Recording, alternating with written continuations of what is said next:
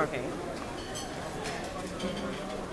My name is Vilma Charlton, a past student of St. Andrew High School for girls, of course.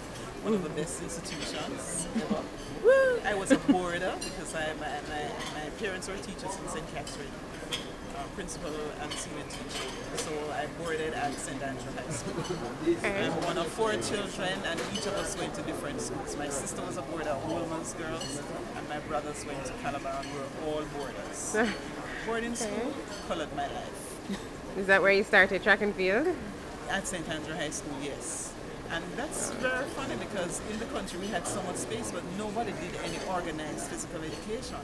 So when I got to St. Andrew High School, my teachers were Jamaicans, but they were trained in England.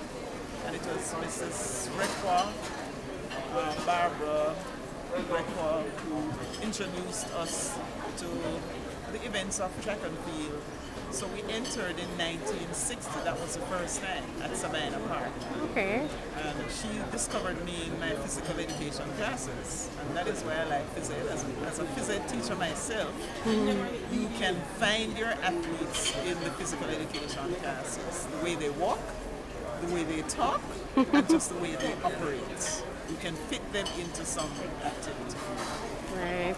And that was when I started. She saw me running in a class, and she decided, that they would enter a champs for the first time. And I had great fun running and calling, just like Dennis Johnson, calling my teammate if I were ahead. I would stop and turn around and call my teammate and tell her to come. And we won champs in 1962. We have never won it again. I don't know what's happening. We have never won it again. They're working towards it, right? Yes, they are. The principal, they're very incorporative. I find too it's different because in my days, most of the high schools were manned by principals from England.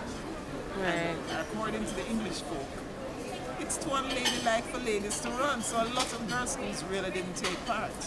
But Miss Mary Dawson, the late Miss Mary Dawson, she entered us in champs. And I think at my first champs, I ran every single event, heat, semifinals and finals. And the next day, I spent 2 days in the sick bay because I was exhausted, suffering from exhaustion. So are you still involved with St. Andrews High School? In a sense, yes.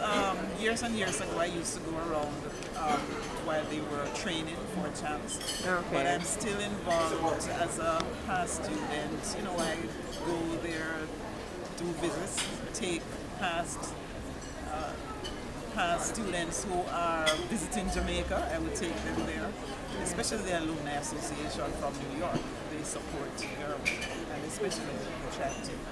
For example, when they go to Henry's, they sponsor just about everything. And if they don't sponsor the 2% or the 5%, it's not because they can't, but they want the local body to become a part of it.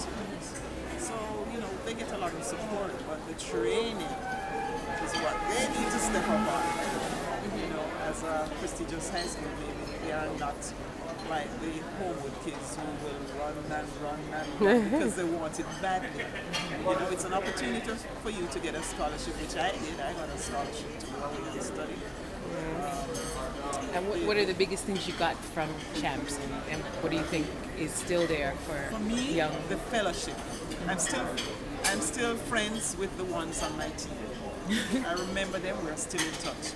Anyone who plays sports, that's the most important thing that you can get from participation. Your friends, your long-time friends. And it teaches you values too. In the same way you're a boarder. You learn to keep your place tidy, not to keep anything under the bed because you're going to have all these checks. Of course. So it instills that discipline. It does, it does. Okay, well. And it makes you, endure it. Never give up. You are always faced with challenges, but you just never give And up. after champs, did you go beyond? Did you do any other athletics? Yes, I went to 3 Olympic Games. I went to 3 Olympic Games. 1964, when I had just left school. That was in Tokyo, Japan.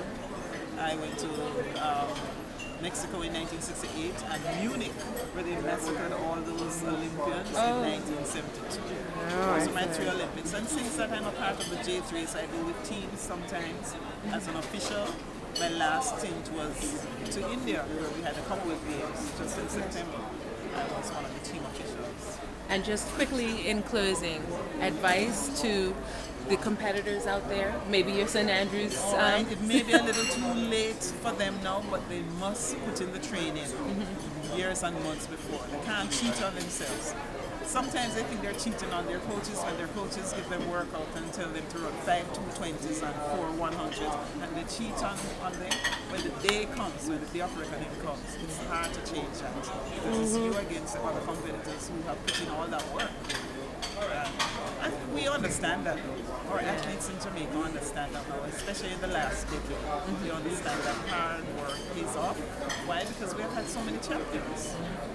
We've had so many champions. Thank you so much. Well, thank you. Okay, you're welcome.